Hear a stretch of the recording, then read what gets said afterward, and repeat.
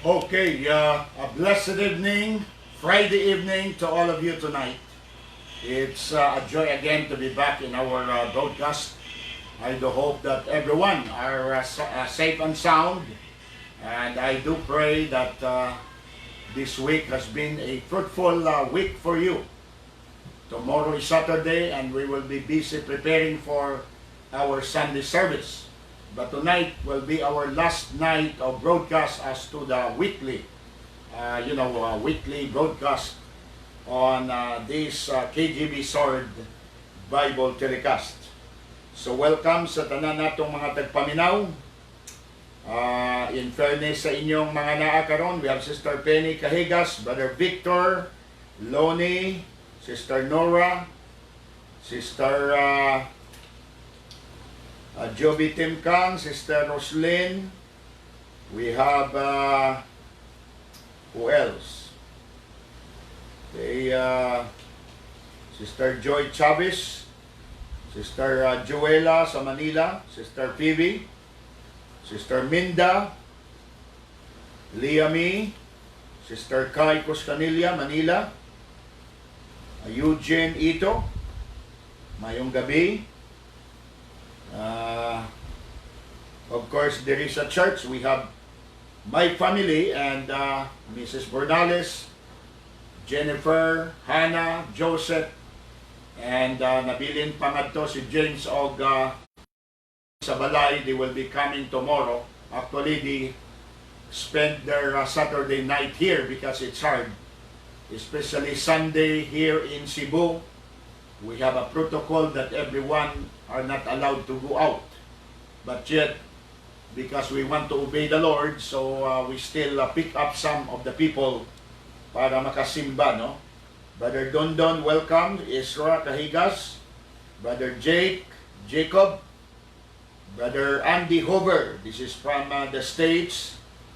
Mga friends nato ni sila. Sister Annalyn Claymore Bornales. Apo ko na tingali ito, anak ng aking pamangkin, no? O pamangkin ba kaya, no? Gladys, Sister Gladys Espares, the wife of Pastor Gelson. I welcome Doc Paulo Domingo. Thank you for spending your time to just pass on this broadcast tonight. Brother Idang, Prisan, Bartolata. Of course, the rest will just follow later on. So, maupa lang na ang ako nakita. Those are the people that are transparent in my timeline. I don't have any more update except that we are praying for the problem here in Cebu City with 21 barangays placed under granular lockdown. So, I do hope na may improvement sana. And may improvement o wala actually, dapat harapin natin ito ng may tapang. Kaysa naman palagi na lang tayo may kunti. You know, the devil is like a roaring lion. I mentioned that oftentimes.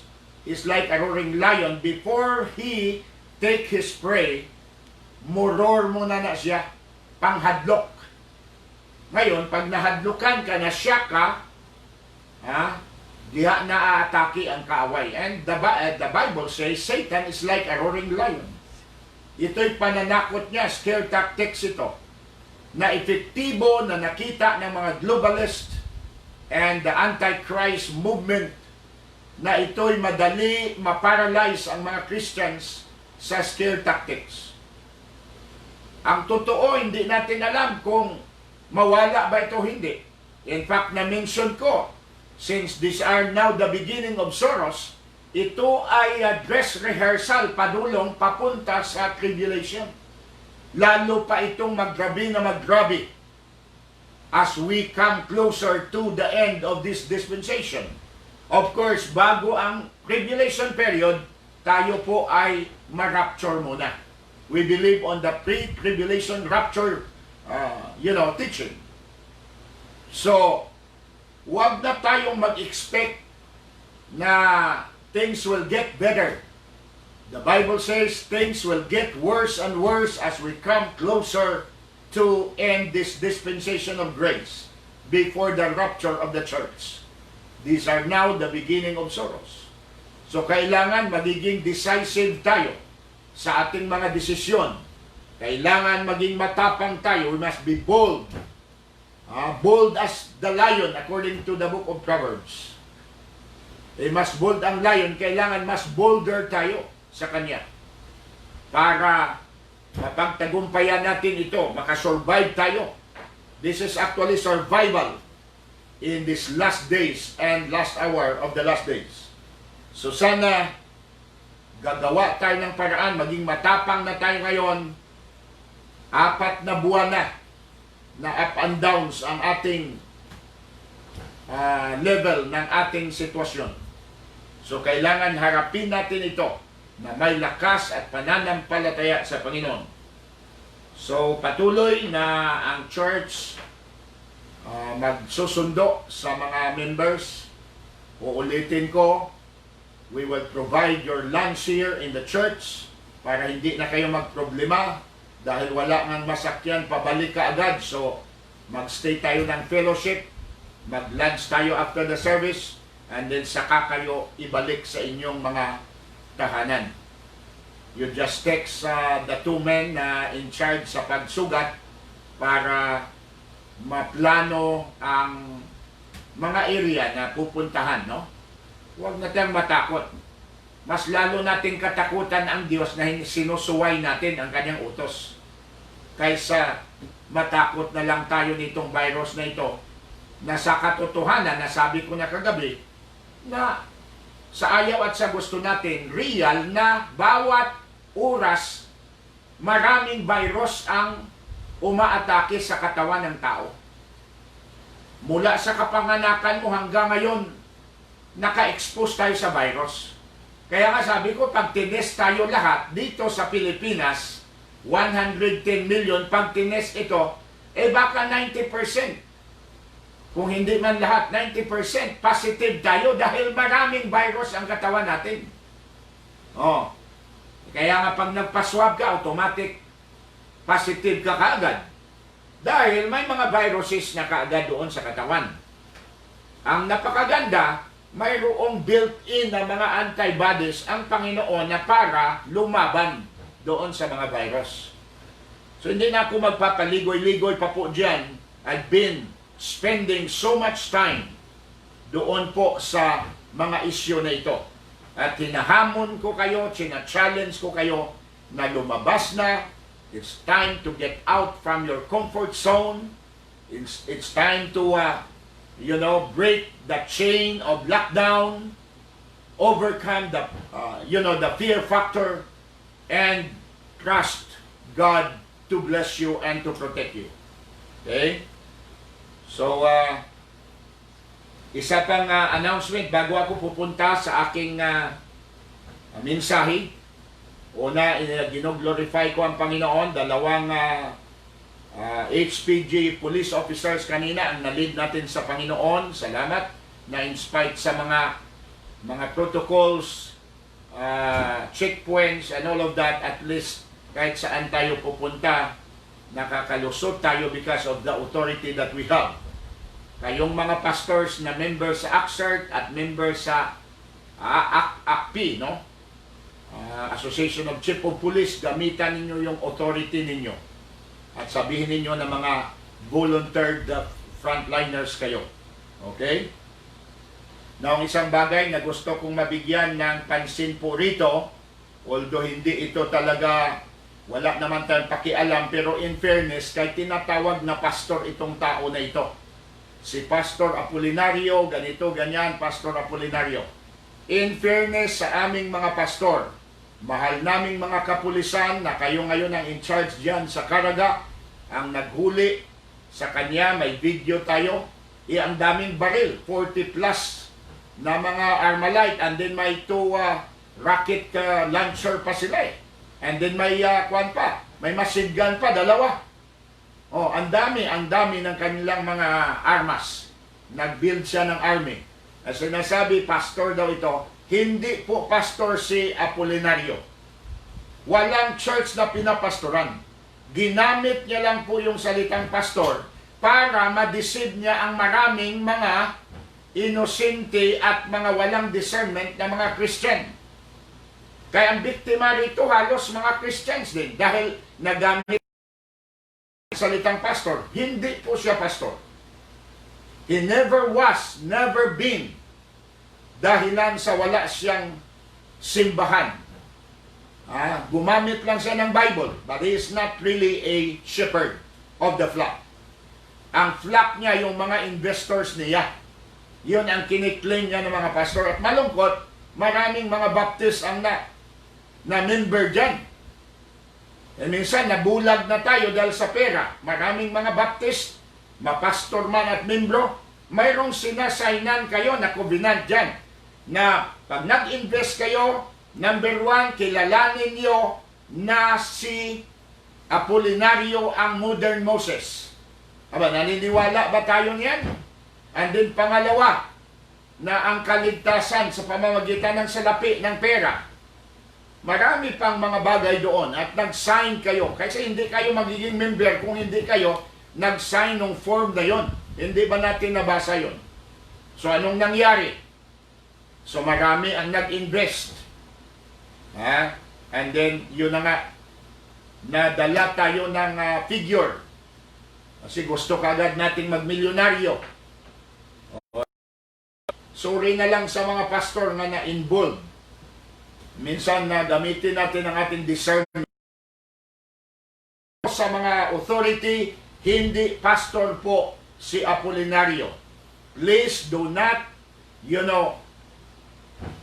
include us sa kanyang mga kasinungalingan, sa kanyang mga kabulastugan.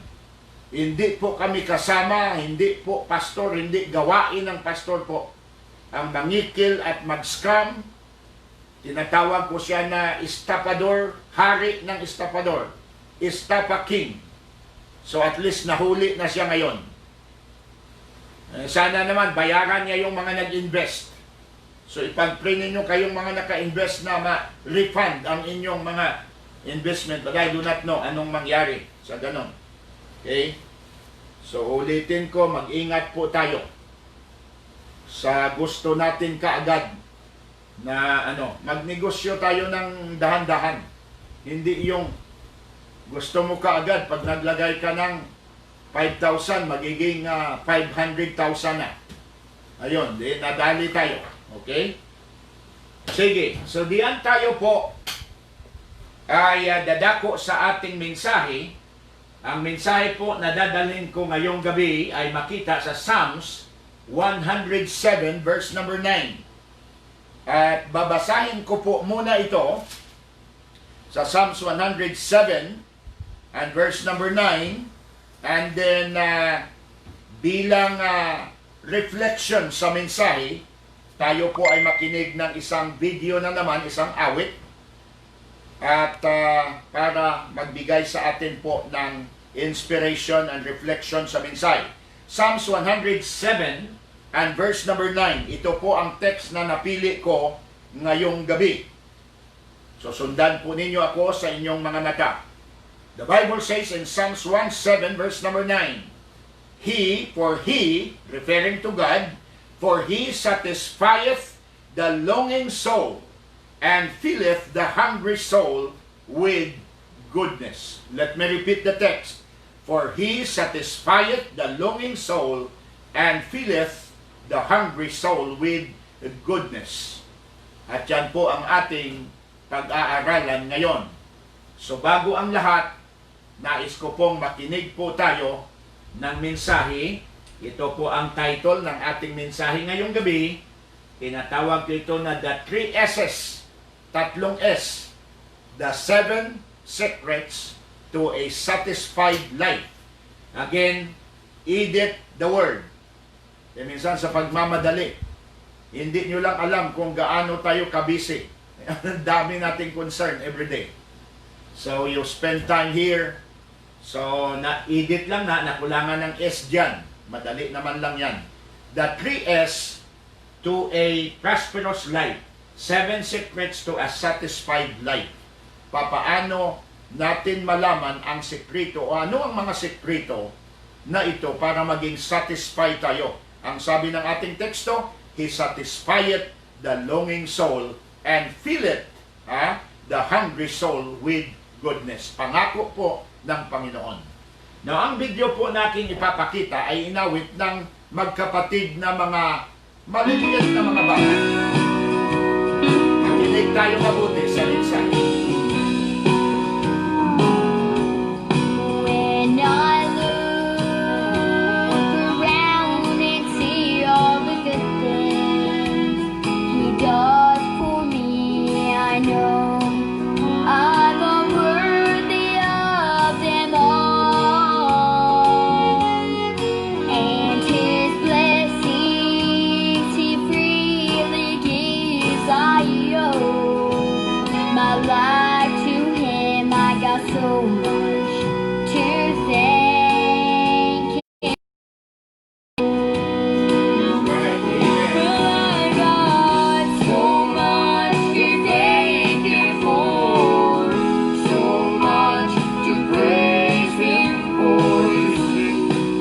He has been so good to me. That's right. When I think of what He's done and where He's brought me from, I got so much to thank Him for.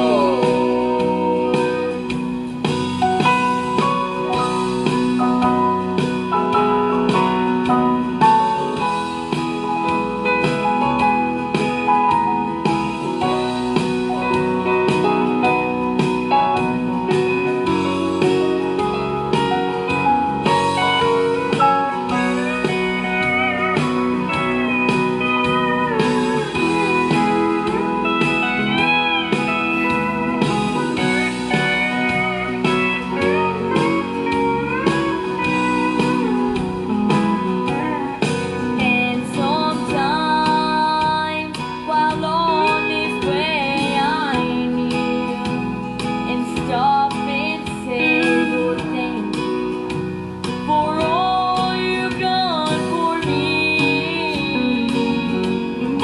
And one day I'll reach heaven's shore, oh please let me kneel once more. I got so to thank You for.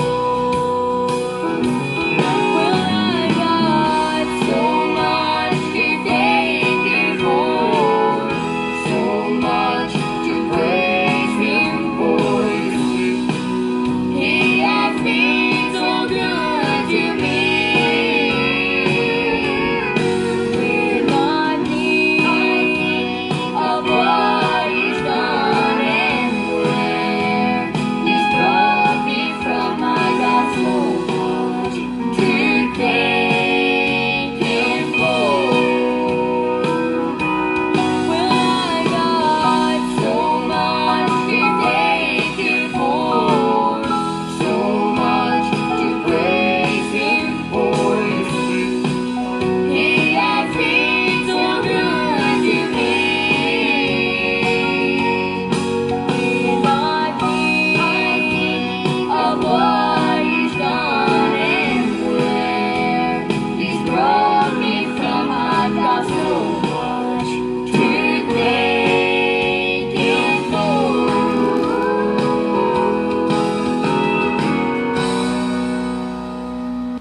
Yes, praise the Lord. Minsan walang satisfaction ang tao na kahit ano ang mga pagpapala ng Panginoon sa buhay, palagi na lang tayo ng complain. But in reality, we have so much to thank Him for. Una, ang buhay lang natin. Hindi natin pwedeng mabili ito ng kahit anumang amount ng pera sa sanglibutan na ito. Maraming tao na naghihirap na and they're dying right now. While I'm speaking, many are dying. Even millionaires are offering their money to the doctors, telling them, please just extend my life. Help me that I could live. I can give you millions. And yet, wala nang halaga ang salapi. Buhay pa lang natin mga kapatid ay hindi na mabayaran ng anumang wealth ng sanglibutan na ito. What shall a man give in exchange for his soul if he loves his soul? You may gain the whole world. Pero pag ang kaluluwa mo ay papunta ka na sa kamatayan, yung buong sanglibutan na salapi ay hindi na kaya. So that's a good song to remind us. Just a reflection and an inspiration for us to be reminded that God has been so good to us. We have so much to thank Him for He satisfied the longing soul. Tayo lang minsan ang walang satisfaction. Kahit na milyon-milyon na ang ibibigay sa iyo, pag hindi ka satisfied, ireklamador ka pa rin. Sana ngayong gabi matuto tayo na magpasalamat kahit sa mga maliliit na bagay na pinagkakaloob ng Diyos sa ating buhay. Before I proceed, I want to recognize my niece, Marilyn Bornales from Capiz, watching. Nonoy Galliano, we have James, my son, Brother John Caguco, Leah May, Rialyn, and Sister Jane Batastan, Binaya Pitaliana, Ning Luktugan, Charmen, ang Sister Maricho, Gladys, sa Maynila na mga members natin ito, Ponce. We have Sister Rebecca sa Naga, Kay Costanilla. We have sino ba? So far I think na-recognize ko ng lahat. So welcome to our time together. I do hope ang layunin po ng broadcast na ito ay para patuloy na kayo'y mapakain ng salita ng Diyos. My desire is to strengthen you, edify you, establish you in the faith. Because of the pandemic na divisit tayo pag Sunday. Aywan ko sa ibang mga churches, mga 3 buwan wala kayong simba. Kami, hindi kami nag-close, pero only mga 10% lang ang makakarating dahil sa problema sa public transportation. And then of course sa mga protocol, dahil number 1 ang Cebu sa pinakamarami na positive cases. So yun na talagang kami rito ang pinaka-prime target at pinaka-busy sa lahat. Yet I defy all yung mga protocols na ito, hindi dahil nag-rebelde tayo, nag-violate tayo, gumawa tayo ng ibang kaparaanan. By not violating the protocols, at least sinunod natin ang Panginoon. So, I know na wala kayong mga simba, so naisip ko na dahil may FB naman tayo, magpipreach ako ng at least mga 4 times a week. At of course, may mga weeks na 2 lang, sometimes 1, pero maraming weeks na halos 4 na broadcast. Ang purpose po ay para ma-edify kayo, ma-strengthen kayo, ma-establish ang inyong pananampalataya at mag-grow kayo spiritually. Para lang po ito sa lahat ng mga members, missionaries under the Anabaptist at mga ka-fellowship natin. Wala akong pakialam sa mga kulto, I do not even answer their negative comments. Wala akong time na pagbigyan ang kanilang mga kritisismo. Ganon talaga. Pag nagsalita ka ng salita ng Panginoon, marami at marami talaga ang magsasaway sa iyo. Wala dyan. Pabayaan natin sila. Ang importante kayo na mga mahal na mga members ng ating church, Anabaptist Church, and all the missionaries around the country. Okay? So, so far, patuloy tayo sa ating mensahe ngayong gabi. And I will stop now naming names, recognizing you who are watching, so para may time tayo sa ating mensahe. Ano po ang topic natin? Balikan natin. Ang topic natin kanina ay patungkol po, babalikan po natin ng kunti, 7 secrets to a satisfied life O ulitin ko po, tayo lang po, kulang ng S po. So be sure na kayo na ang mag-correct niyan. Okay? 7 secrets to a satisfied life. Ano ang mga 7 sekreto para satisfied kayo? Ang teksto na ating nabasa, ang sabi niya, for He, God, satisfieth the longing soul and filleth the hungry soul with goodness. Papaano? Ano ang mga sekreto behind? Number 1, isa-isahin po natin ito, and this is by way of acrostic. Ang gagamitin ko po, unahan ko po kayo daan para ma-organize ninyo ang mensahe. This is, ang 7 na words na gagamitin ko ay nandyan sa satisfy. S-A-T-I-S-F-I. Satisfy. So, ang number 1 po, letter S, the first of the 7 secrets to a satisfied life is you must have a security of salvation by faith. Kinakailangan secured ang kaligtasan mo. Dahil kailanman hindi mo matatamo, you can never enjoy or obtain the satisfaction that God has promised kung hindi ka ligtas.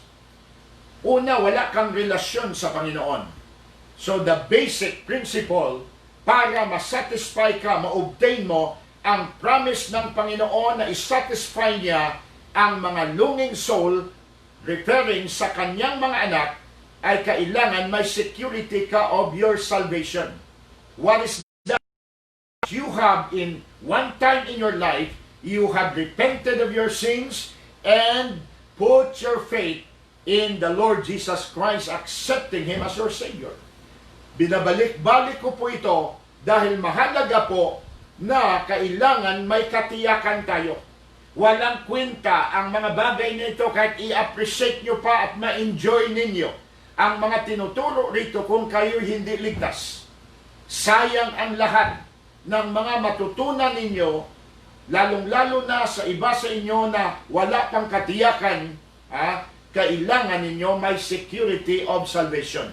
Papaano po yon? O ulitin ko, nagkaroon ka ng confrontation by faith with Jesus Christ, na may isang araw sa buhay mo, whether it be sa church service nangyari, nung ikaw ay napakinig ng salita ng Diyos, whether somebody visited you in your home and, witness to you, explain to you the way of salvation, or whether nanonood kayo ng ganitong broadcast at naunawaan nyo ang kaligtasan na tanggapin si Jesus, whether nagbasa lang kayo ng gospel tracts that maybe somebody has given you, at tumanggap kayo kay Kristo, yun po ang tinatawag nating personal confrontation, personal relationship with Jesus Christ.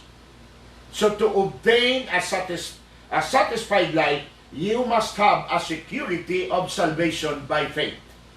Hindi po madala ang kaligtasan sa mga gawain mo. Hindi madala ito sa relihiyon. Hindi madala po ito sa anumang mga kaparaanan ng tao, like what other churches are telling you. Most churches will preach to you about faith plus words, faith plus baptism, faith plus do this and that, faith plus giving your money, etc. Walang masasama po doon sa nambanggit ko, baptism, tithing, etc. In fact, pag-uusapan po natin ngayon yan. Pero hindi po yun kalakip sa kaligtasan. Ang kaligtasan natin is only by faith in the Lord Jesus Christ. Dahil kung madagdagan natin, din ano ang kwenta ng kamatayan ni Kristo doon sa cross, kung pwede man lang pala natin madagdagan.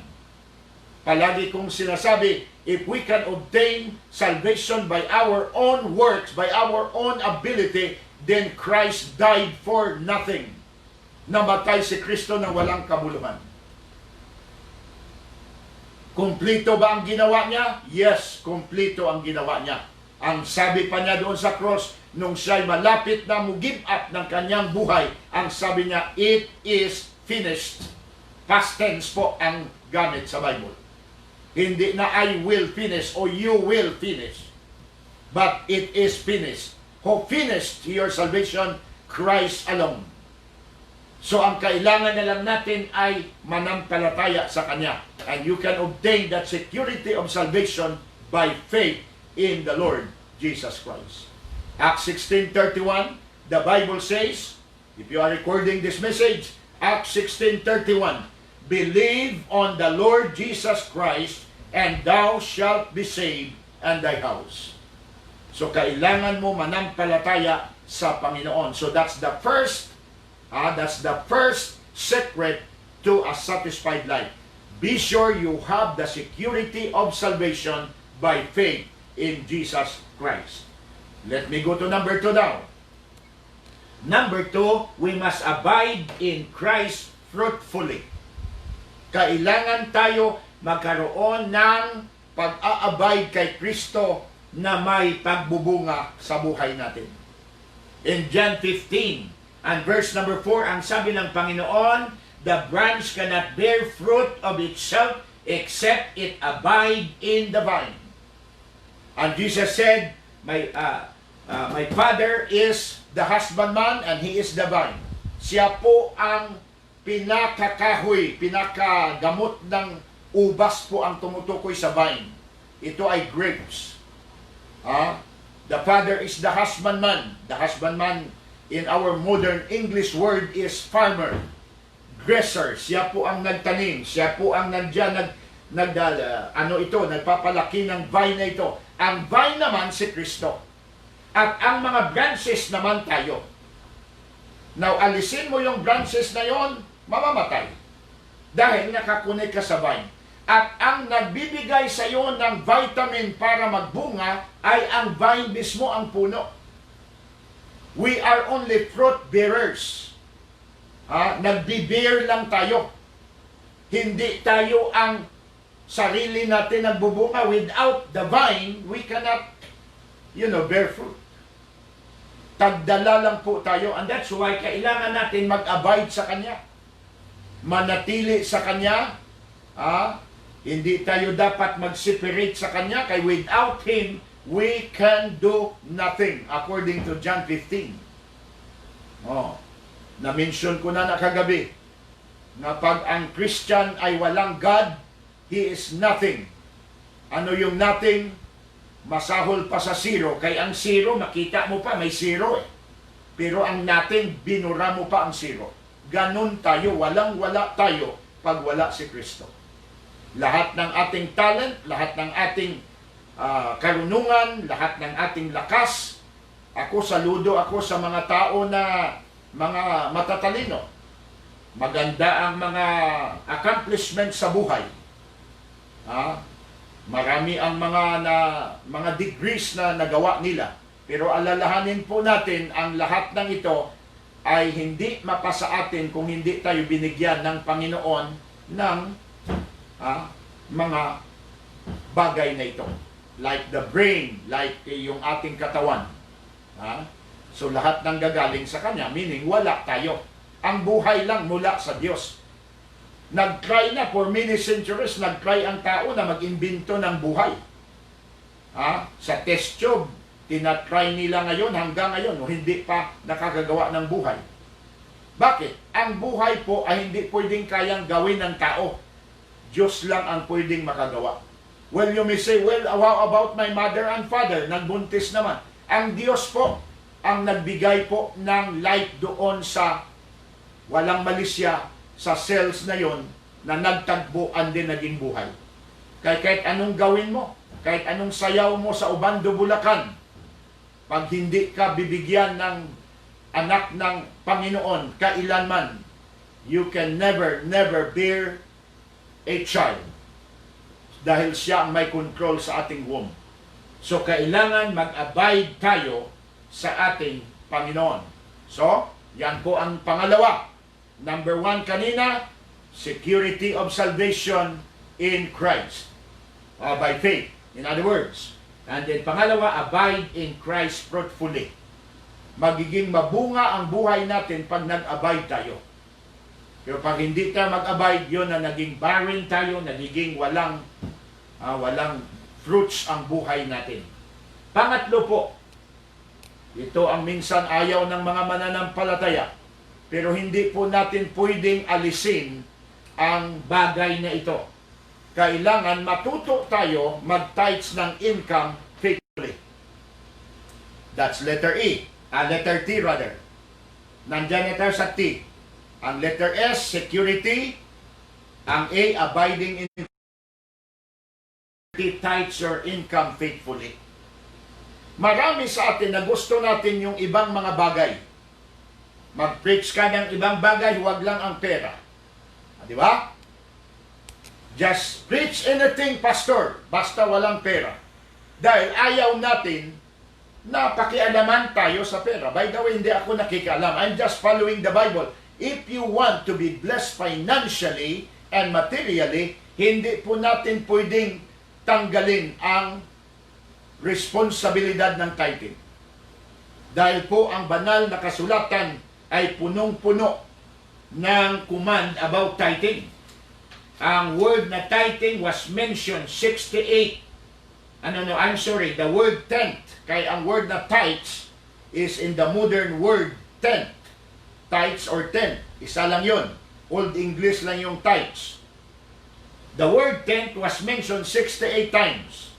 And the word tithes, T-I-T-H-E, tithes is 27 times na mention po sa banal na kasulatan. And if you study the parable of Jesus Christ in the New Testament, more of the parable speaks of money. Halos lahat ng parable, 90% of the parable always emphasized money. But dahil nandoon ang susi ng pagpapala ng finances pag tayo'y natuto na magbigay ng ating ikanapo sa Panginoon. Gusto lang natin gawin ang iba, gusto natin i-bless tayo ng Panginoon without following the protocols of tithing. So, importante ito. Kaya hindi ka pagpapalain once, tignan natin ang Malakay chapter number 3. Hindi ka pagpapalain pag hindi ka matuto magbigay balik sa Kanya. Malakay chapter 3. Sabi niya dito, bring ye all the tithes into the storehouse, that there may be meat in mine house.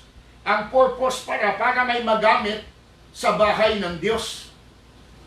In other words, tithing is designed by God para i-operate ang Kanyang bahay.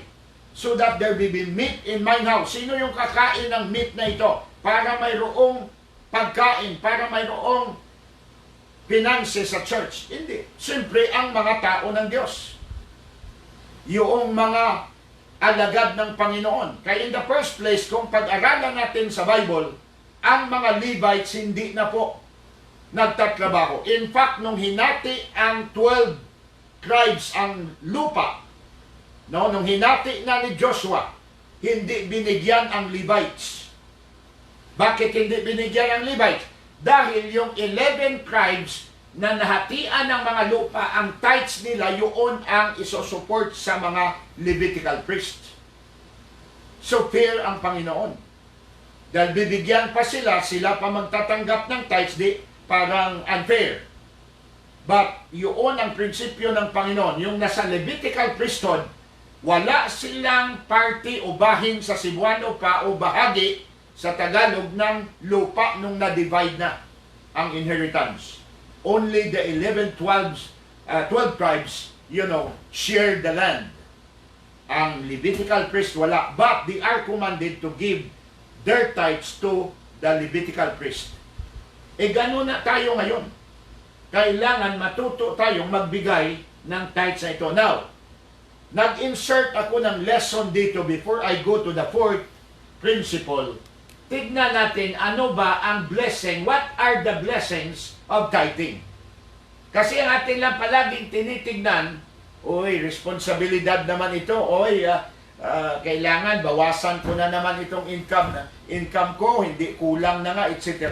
Lalong kukulang pag hindi ka magbigay. Nandyan ang pangako niya na i-bless niya. I-bless niya. Habang nakatingin kayo dyan sa video, babasahin ko balik ang Malakay 3 verse number 10, hindi ko natapos ito. At ang sabi niya, bring ye all the tithes into the storehouse, that there be meat in mine house. And prove me now herewith saith the Lord of hosts, if I will not open you the windows of heaven, and pour you out a blessing, that there shall not be room enough to receive it. May blessing pala. I-open ng Panginoon ang windows of heaven at ibuhos niya ang mga blessing na ito. So titignan natin ang blessing of tithing. Okay? Again, ang tithing is 10% of your income. God gave you 90%. Bilang partner mo ang Diyos, siya ang may kapital sa lahat. Nakakaunawa, gamitin ko ang illustration sa... For example, nag-partnership tayo sa negosyo. Ang sabi ko sa iyo, ikaw ang mag-manage ng negosyo, ako lahat ang mag-put up ng kapital, ako ang magbili ng lupa, patindugan ng building, etc. The capitals, lahat. Ikaw lang ang mag-manage. Ngayon, nagtanong ka, magkano ba ang hatian natin dito, sir? Or pastor? Dahil ako ang nag-put up ng kapital, lahat akin, ikaw lang ang labor, ang gagawin natin, 60-40. Ako ang 60, ikaw ang 40, kasi mas malaki ang na-put up ko. Ako'y lumaki sa probinsya sa Capiz, Pontevedra, na magsasaka ang aking mga magulang, and naalaala ko ang ikaw ay agsa ang tawag niyan. You are just the crusty. Ikaw ang haka ng kanilang lupa, Krisya porsyento. 1/3 sa iyo, 2/3 sa may-ari. Una, kanya ang lupa, and then siya pang magbibigay ng abono, etc. And then, kunti na lang sa iyo, labor na lang. 1/3 ang hatian. Krisya porsyento sa Ilonggo pa. 1/3 ang sa nag-labor, 2/3 sa may-ari. Now, ang sa Panginoon, 90% sa iyo, 10% lang sa Kanya. Biro mo na, siya na lahat ang may kapital, siya nang nagbigay ng buhay mo, siya nagbigay ng talino mo na nakatapos ka ng trabaho, tinulungan ka niya mag-apply, nagkaroon ka ng trabaho, nakakuha ka ng trabaho, and then pagtanggap mo, nakakalimutan mo yung partner mo. Hala, waldas ka rito, waldas ka, and then pupunta ka ng simbahan, nag-i-enjoy ka ng mga mensahe, pero hindi ka marunong magbigay.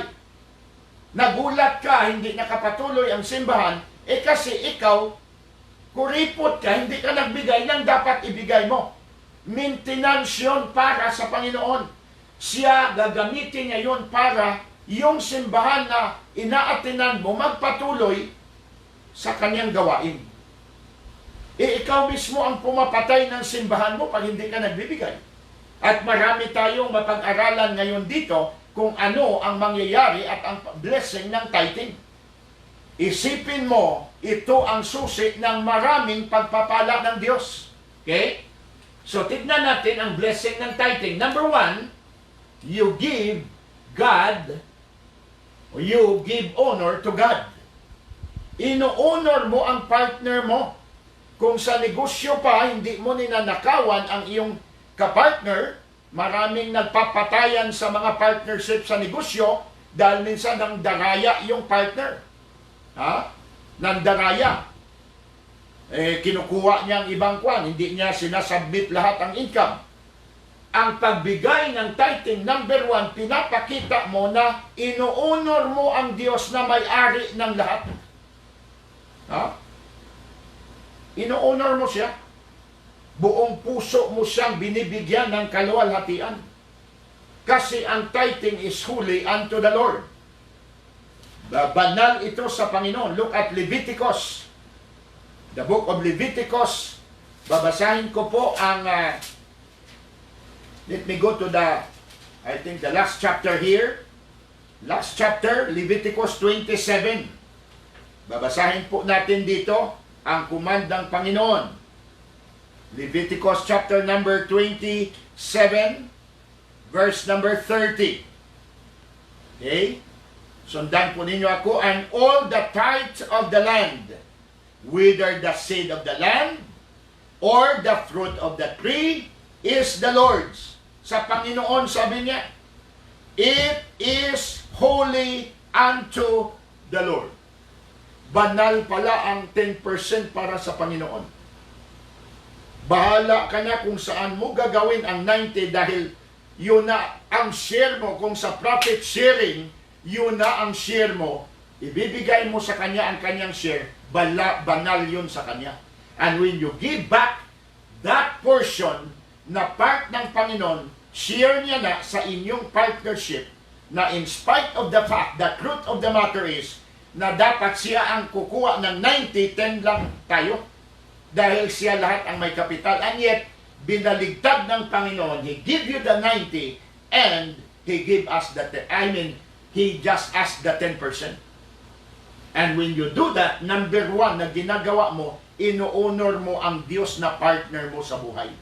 Hindi ka balasubas, hindi ka tikasan kung sa Cebuano pa, hindi ka manlilin lang, hindi ka, sabihin na lang natin na deceiver ka, kundi honest ka sa Kanya. You give honor to God. Ha? Sa iyong pagbibigay ng tithes na yun ang share ng Panginoon. Pero mo, hindi ba natin iniisip na ang buhay natin ang galing sa Kanya kahit ilang pang milyon patrabahuin tayo, bayaran lang natin siya, hindi natin kaya siyang bayaran. Tapos pagdating sa income, mahirap pa tayo kumbinsihin sa ganong bagay. There is something wrong sa puso po natin. At yan ang number 2.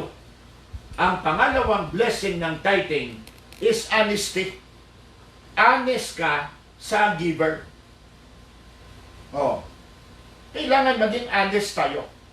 Naging honest ba ang Diyos sa atin? Sobra pa.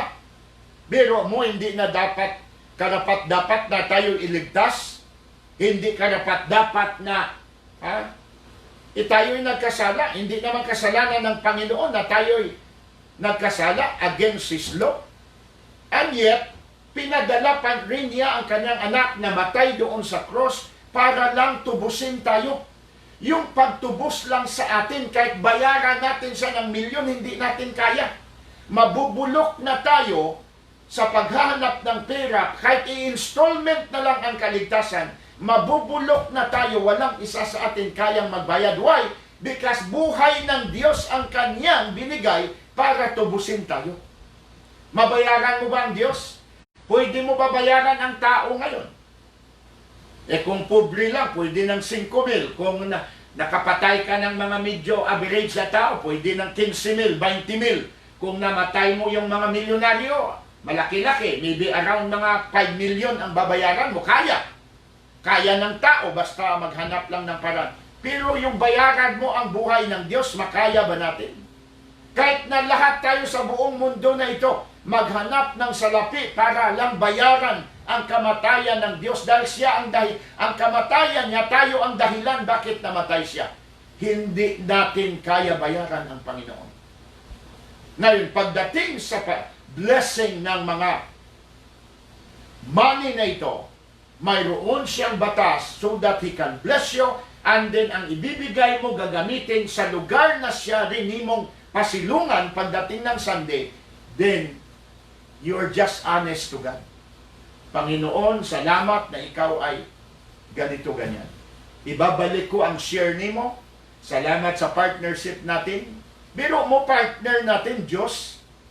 Hindi natin partner yung mga tikasan na mga businessman. Ang partner natin, Panginoon, siya ang nag-preserve ng buhay natin. And then pagdating sa kanyang share na pinagpala niya tayo, hindi man lang tayo magbibigay. Iubusin natin sa ating pamilya. And that's the reason, marami ang naghihirap dahil hindi matuto sa tithing. Now, by way of answering the critics, ang sabi nila, ang tithing sa Old Testament lang, dito sa New Testament, hindi na raw. At sinasaway tayo ng mga grupo na ito na, yun na nga, nagtuturo tayo ng tithing. Kasi daw, hindi dapat tithing na. Alam nyo kung bakit nagsasaway sila kaya hindi sila satisfied ng tithes. Yung mga tao na ito na nagsasabi na hindi na dapat i-practice ang tithing sa New Testament, of course, they are ignorant of the teaching of the Bible. Kay tithing is not under the law. Before the law, nagbigay na si Abraham. Before the law, si Jacob, nagbigay na.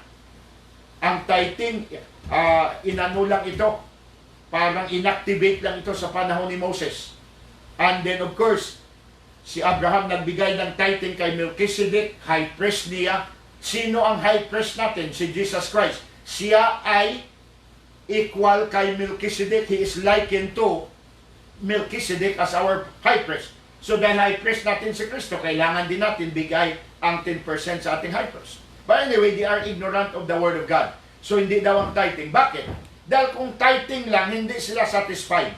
Itong mga nagtuturo na sabi nila hindi lang tithing, mayroon silang pang television, pang insurance ng pastor, pang kutsi ng pastor, pang bahay ng pastor, kaya nag-loan siya ng bahay, nag-installment siya, condominium sa pastor, ang dami ng binibigay. Ang tithing kasi kulang sa kanila. And that's why they, invented other means of giving to extract more money. Pero hindi halata. Tinitira nilang nagtuturo ng tithing. Pero ang irony, as may marami pa, more than 20% ang binibigay ng kanilang membro. Wala ang tithing, but it's more of 10%. Tayo, honest tayo . Binibigay natin ang para sa Panginoon. Doon ay demand ng ating Panginoon. I have a story to tell, and this has been, shared to my people many times, or to some other churches. Yung kwento ba ng mayaman na sa kanyang compound, paglabas niya sa kanyang gate, doon sa kanyang gate sa pader, mayroong nakatira na pulubi doon, nagawa lang ng barong-barong doon. So madaanan niya palagi pag lumabas na siya sa kanyang mansion, malapad yun, and paglabas niya sa gate, pagdaan niya, nandoon yung barong-barong ng isang matanda. Finally, dumaan ang ilang buwan sa kanyang pagdaan-daan, naawa siya doon sa matanda. Ang sabi niya sa kanyang driver na kanyang mismong katiwala, ang sabi niya, tuwing umaga, nakita mo ba yung ating palaging nadadaanan na barong-barong sa pader ng aking mansion? Yes, sir. Tuwing umaga, magbalot ka ng ganito, bigas, canned goods, etc. Ilagay mo lahat sa sako at dalhin mo sa kanya. I'm sorry, once a week pala. Kasi once a week ang supply. Okay, sir. Okay, once a week ha. Gawin mo yun palagi. Dalhan mo siya once a week. Kawawa naman. Less fortunate siya, wala siyang trabaho, mahina na, so sayang naman, mayaman tayo. Hindi ko maswalo na makita lang siya naghihirap dito. So, to make that long story short, ginawa nga ng kanyang driver, ng kanyang katiwala, every morning, bago siya maggawa ng mga course niya sa mansion na yon, linis ng kutsi, etc., unahin niya yung matanda. And then, dadalhan niya ng isang sako, kumplito for a week. In fact, more than a week pa nga. So, dadalhin niya doon.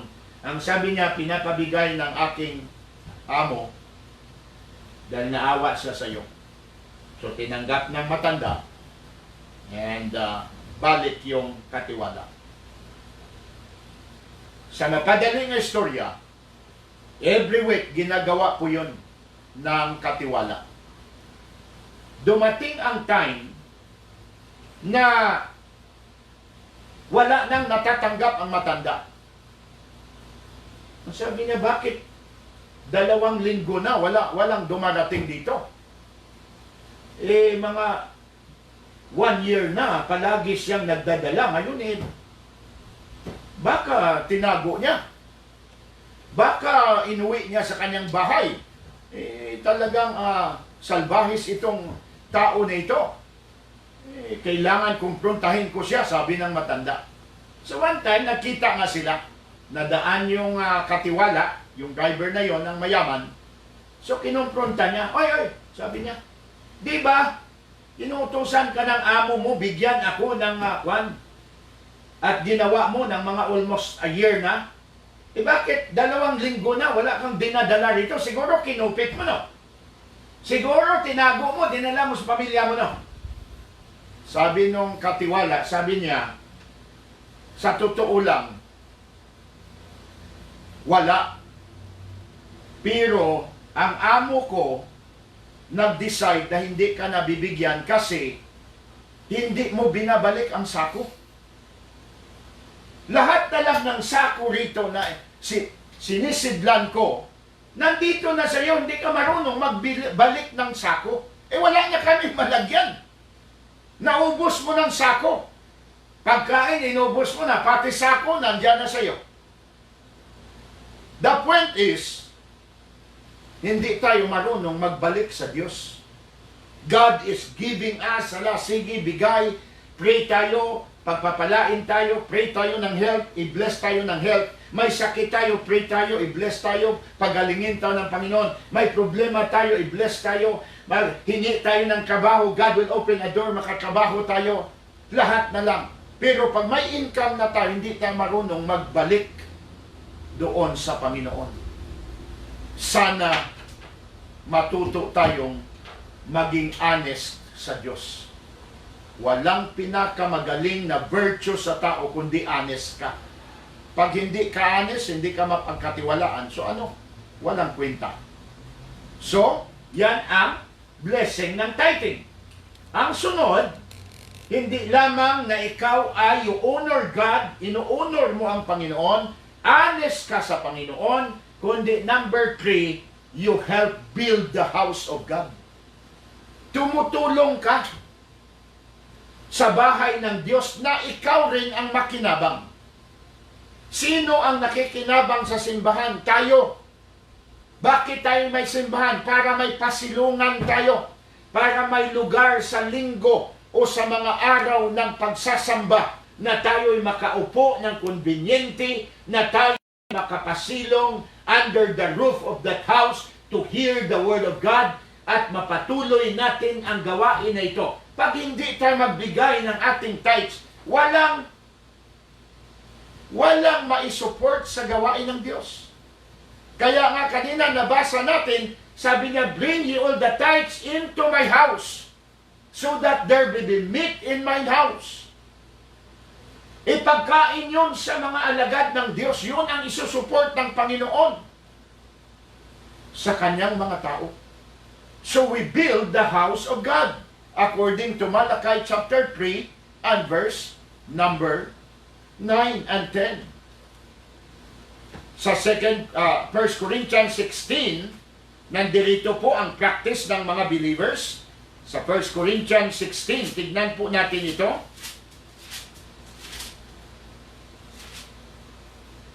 Sabi po dito, concerning 1 Corinthians 16:1, now concerning the collection for the saints, for I have given order pa nga ito it's a command. Sabi ni Pablo, concerning the collection for the saints, as I have ordered to the churches of Galatia, even so do ye. Kung ano yung naituro ko, in order ko sa Galatia, ang collection ninyo, bawat first day of the week, kayo din dito. Kasi Pablo kasi ang nag-pioneer ng mga gawain na ito.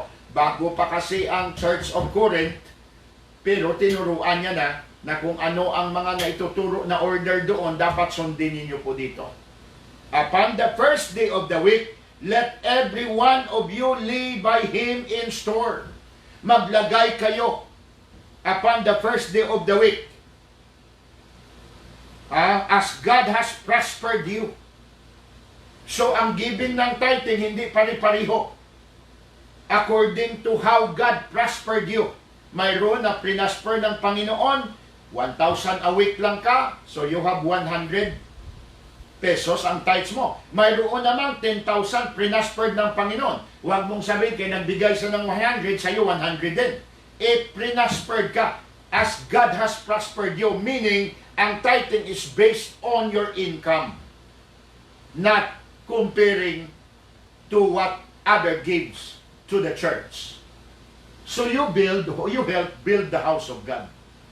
Tumutulong ka i-build ang house of God na saan ikaw rin ang makinabang. Kagaya sa ating pamilya. Bakit tayo nagtatrabaho? Para magkaroon ng bahay. Para later on, ang iba hindi na makapatayo ng bahay bigla-bigla, dahan-dahan, isang kwarto muna. Sunod, pag may sweldo na naman, 2 kwarto. Ang iba naman, ang ginagawa, nag-i-installment ng condominium, after mga 20 years, bayad na, lilipat na. Ganon kasimple ang pagbibigay. You are helping build the house of God, na saan yun din ang titirhan mo. Doon din ikaw makinabang. Ngayon, hindi ka magbibigay, ikaw na rin ang nagsasara ng bahay ng Diyos. Una, hindi ka honest, and then you do not honor God. Number next, ano pa ang blessing ng tithing? You give true security to your family. Binibigyan mo ng security ang pamilya mo. Bakit?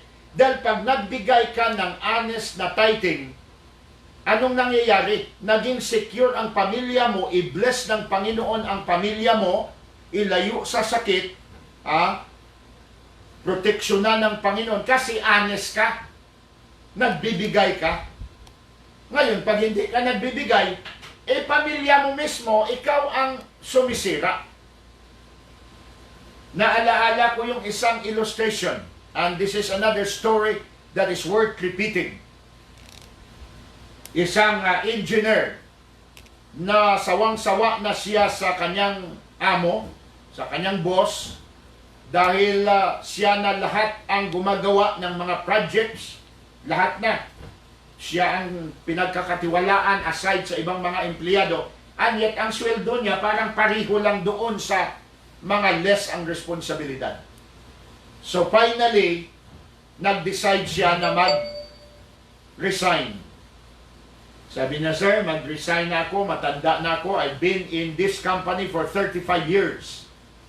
So, natulungan naman kita, na-build ko naman ang company, panahon na sana na pagbigyan ko naman ang aking pamilya, less lang ang aking time sa kanila, meaning ako naman ay magsikap para sa aking pamilya. Well, sabi ng kanyang boss, yung I cannot deny, sabi niya, I must admit na ikaw ang nagpalaki ng company na ito. Kung hindi sa'yo, hindi tayo nagkaroon ng maraming projects, hindi mo na himong multimillionaire ang ating negosyo na ito. But hindi kita pwedeng mapigilan, sana huwag, pero kung yan ang desisyon mo, wala akong magawa talaga. Ang last lang na request ko ay ganito. Pwede ba bago ka mag-retire, sabi niya, mag-resign, pwede ba gawan mo ako ng pinaka-best na design na hindi mo pa nagawa? Kasi architect engineer siya, na hindi mo pa na-design sa lahat ng mga projects natin for 35 years, gumawa ka ng pinakamagaling na mansyon. And the budget is this, and in-announce sa kanya kung magkano ang budget, 500 million. Yes, sir, sabi niya. Mga 6 months lang yan, sir, gagawa ako. Kompleto naman to ng equipments. With your budget, I'll do it. Pero sa kanyang isipan, habang umuwi siya, driving back home, ang sabi niya, dito na ako makaganti. Hindi niya masyado ako pinahalagahan ng aking sweldo. Halos hindi ko natatag ang aking pamilya dahil maliit lang ang bigay niya.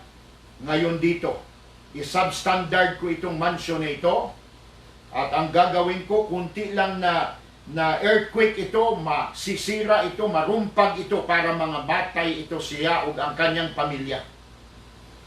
To make that story short, ginawa niya at natapos ang mansion without the knowledge of the owner or the boss.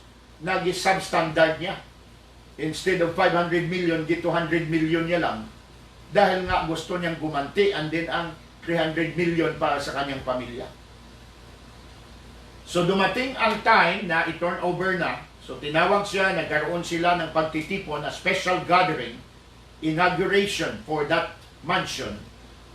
And in-announce ng may-ari na sabi niya, mga kapatiran, itong special occasion natin na ito ay parang despedida natin sa ating pinakamagaling na engineer who has been responsible to make this company a multi-million-dollar company.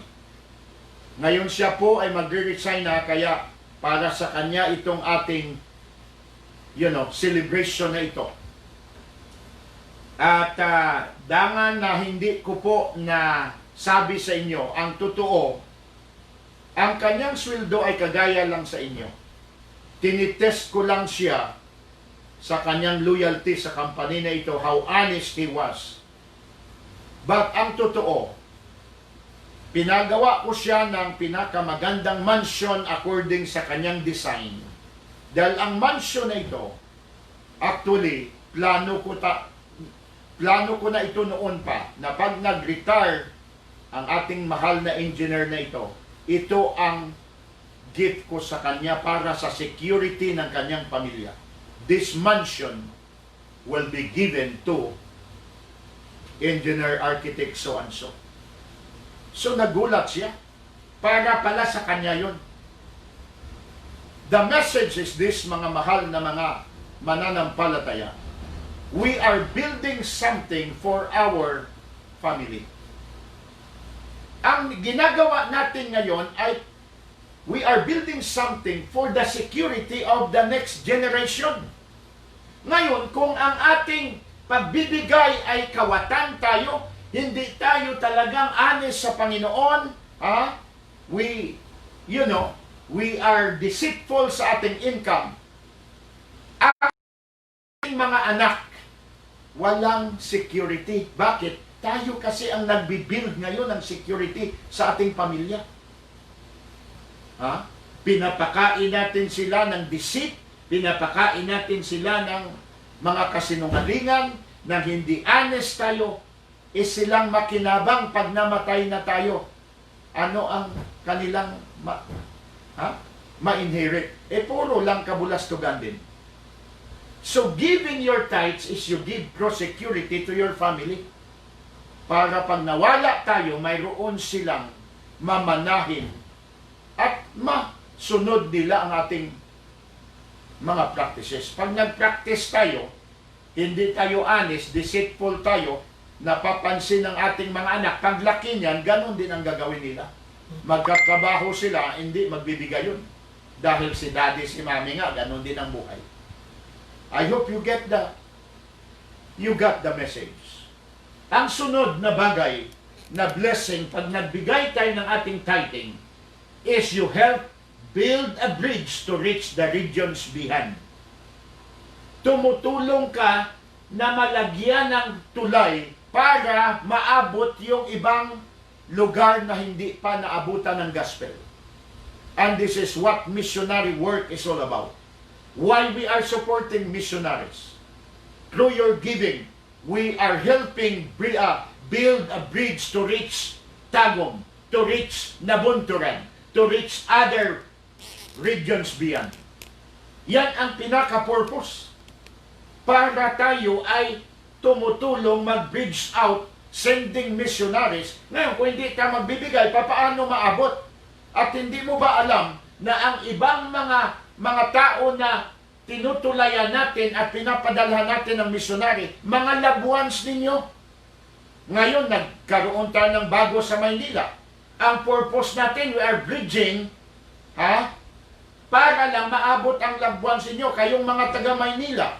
Yung mga loved ones ninyo na abot, may anniversary tayo na nakatanggap ang mga unsaved loved ones ninyo. Bakit nangyari yon? Dahil may nagbigay dito sa Cebu, may nag-support sa gawain na ito, and that's why naabot ang mga loved ones ninyo. Pag hindi tayo magbigay, wala, hindi natin maabot ang ibang mga lugar. Yan ang sabi ng banal na kasulatan sa 1 Corinthians. Mabasa po natin ang sabi ni Pablo in 1 Corinthians. Let me get the verse.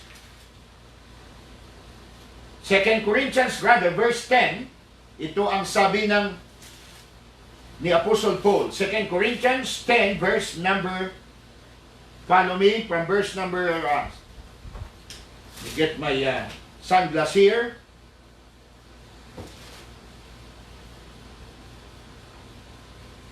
Ang sabi niya sa verse 16, 2 Corinthians 10:16, to preach the gospel in the regions beyond you.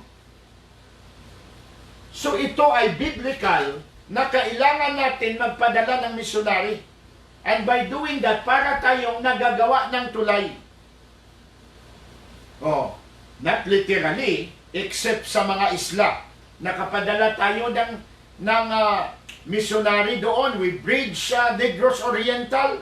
At ngayon, we have the pastor there in Bayawan, si Pastor Gelson. Mayroon tayo sa Kuaming, isla din ito. Nag-bridge tayo. Pinadala natin ng missionary, nag-support tayo. That's how where your tithes is going.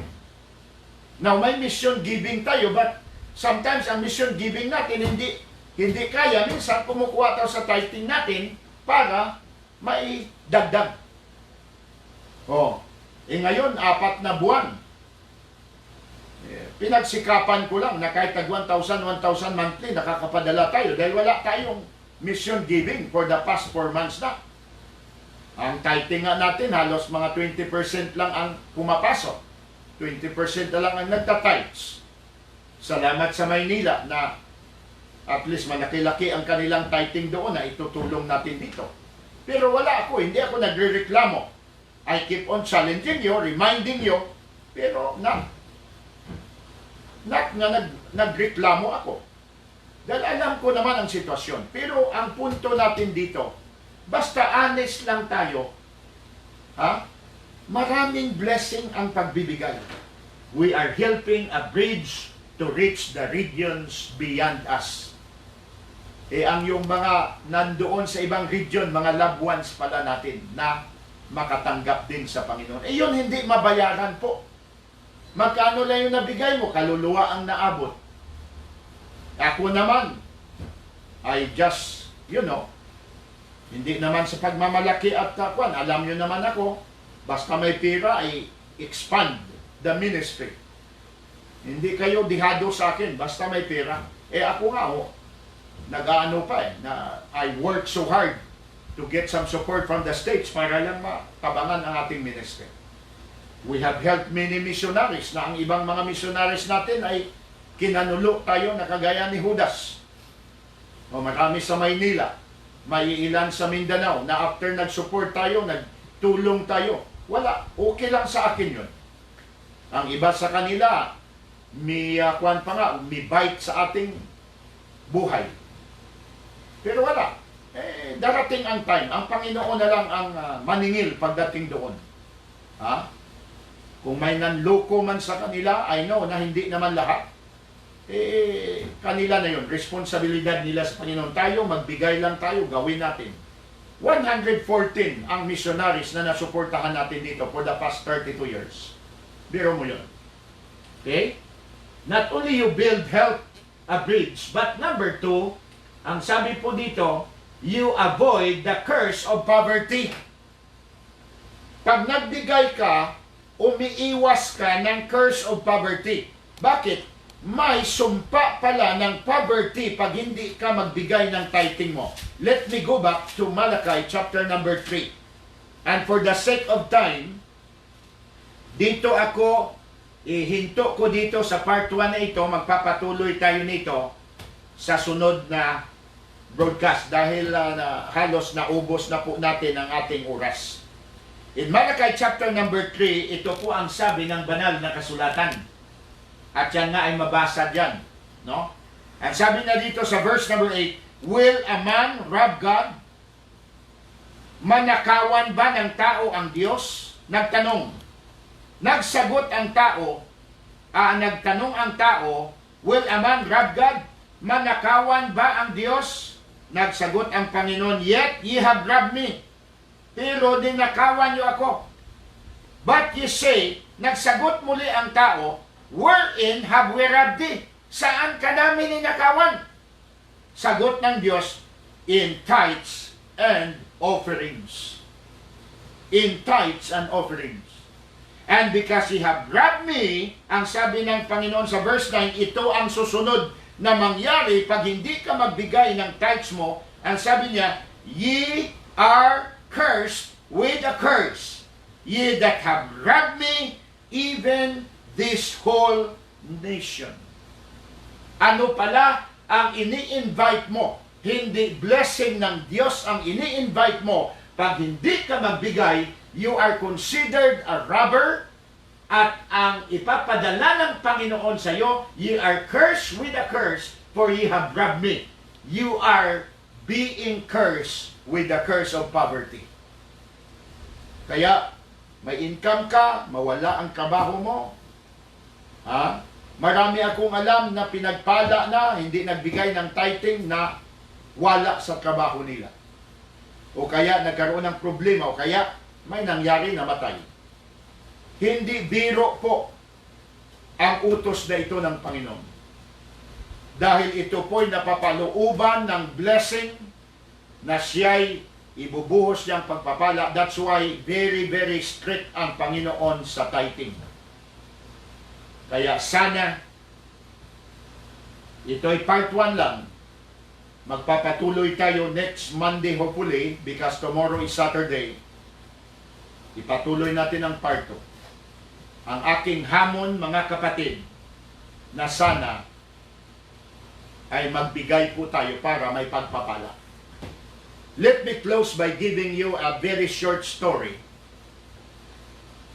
One morning, ang mag-asawa ay nagkakafe sa kanilang bahay, and suddenly ang misis may nakita siyang 3 tao nga nakaupo doon sa sa daan. At sabi niya, parang mga kawawa naman yung mga tao na yun. Pero mabuti kaya puntahan ko sila. Sabi ng husband naman, sige, tanungin mo. Baka naman ano ang may tulong natin o baka may matulong sila sa atin. So ang asawa pumunta doon sa 3 old men at nagpakilala siya, ako si Mrs. So and so. Pwede bang malaman ang mga pangalan ninyo? Ang sabi ng isa, ako si Mr. Wealth. Ang sabi naman ng isa, ako si Mr. Success. At ang isa naman, ako si Mr. Faith.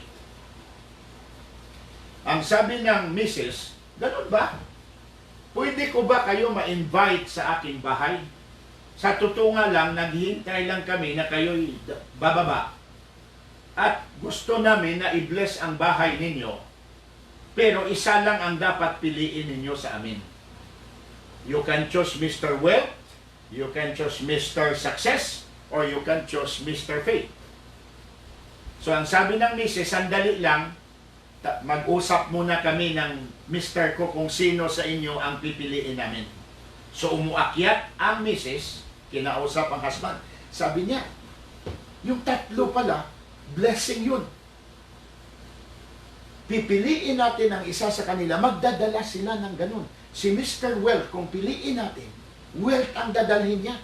Si Success naman, success naman. Pero walang wealth. Si Faith naman, faith lang. Sino sa kanila ang pipiliin? Sabi kaagad ng husband, simple wealth. Pira kailangan natin.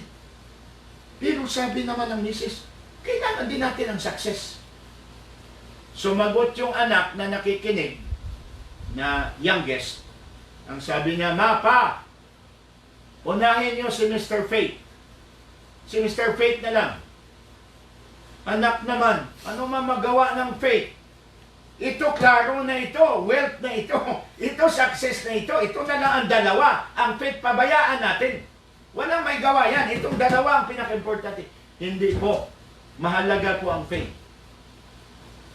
No, sige. Na-convince sila ng kanilang anak dahil mahal nila. Bumaba ang misis at sinabi sa kanila, well, we decided. Pwede bang 3? Sabi niya. Nag-bargain pa siya. Sabi niya, hindi talaga pwede. Isa lang ang pipiliin mo. O sige, ang sabi kasi ng aming pag-uusap doon at ang aming anak na mahal namin, kasi gusto sana ng husband, ikaw Mr. Wealth, gusto ko sana ikaw Mr. Success, pero ang anak namin gusto niya si Mr. Wealth. So, ibig sabihin, pinipili namin si Mr. Faith, brother. So, tumayo si Mr. Faith at naglalakad na sila papunta sa loob ng bahay. May napansin ang misis na may sumusunod na dalawa. At lumingon siya, sumusunod si Mr. Success and Mr. Wealth. Ang sabi niya, akala ko isa lang ang pipiliin, baka sumasama kayo. Ang sabi ni Mr. Wealth, you have chosen the right thing. Once you choose faith, success will follow and wealth will follow. Dahil inuna mo ang pananampalataya, susunod po ang success, susunod ang wealth. Ano po ang mensahe? Kailangan may pananampalataya tayo sa Diyos.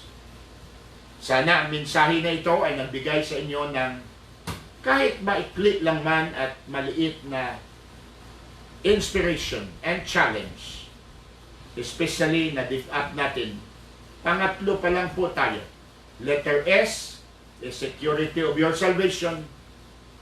Letter A, dahil satisfy po ang ating binibigyan po ng punto dito. Letter A is abiding. Abiding in Christ, fruitfully. At letter T tayo, dito tayo nahinto ngayon, tithes your income faithfully.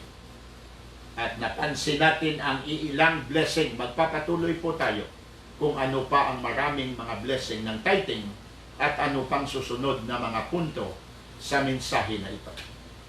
I want to be as clear as I can, as simple as I can. Kaya nga halos ginagamit natin ang ating lingwahe, Tagalog at Cebuano, para lalo tayong maunawaan at feel free home tayo na maunawaan ang mensahe. I do pray na sana the Holy Spirit has inspired you tonight and will, give you more energy to obey His Word. Dahil po by doing so, kagaya ng akin nasabi, pag may pananampalataya, success will follow and wealth will follow. God bless all of you. I love you in the Lord. I am praying for you all and I do hope you will come on Sunday, kayong mga taga Cebu, and then sa inyo naman sa iba-ibang mga dako, support your church in Capiz, in many other places, Butuan, Zamboanga, lahat ng misyonary natin, Davao, Tanglaw, Tagum City, Kuaming, Bohol, lahat, Bayawan, Lapu-Lapu, Osamis, lahat kayo na mga missionaries at lahat ng mga kaibigan na nakikinig ngayon, sana may nakuha kayong mga blessing sa mensahe. Magpapaalam po ang inyong abang lingkod. God bless you, stay safe, and until we meet again. This is Pastor Danny Bornales.